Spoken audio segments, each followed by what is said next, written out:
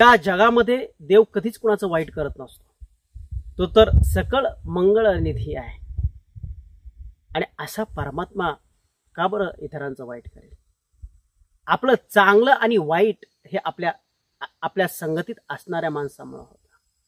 ज्याप्रमाणे ढेकणाच्या संगतीत येणारा हिरा, असा हिरा जो या जगातील सर्वात कठीण पदार्थ आहे, परंतु ढेकणाच्या संगतीत आल्याच्या नंतर तो खराब झाल्याशिवाय राहत नाही. परिणामी जो ढेकून रक्त पिणार आहे, असे रक्तपिपासू जर आपल्या संगतीत असतील ना, ते आयुष्यभर रक्तच पिणार. आणि तो ढेकून स्वतः मोठा होतच नाही, परंतु इतरांना सुद्धा मोठं होऊ देत नाही. जिथं हिऱ्यासारख्या कठीण पदार्थाची, विश्वातील सर्वात कठीण पदार्थाची अशी वाट लागते, अशा ढेकणाच्या संगतीत तुमचं आमचं जीवन काय होऊ शकतं? विचार करा.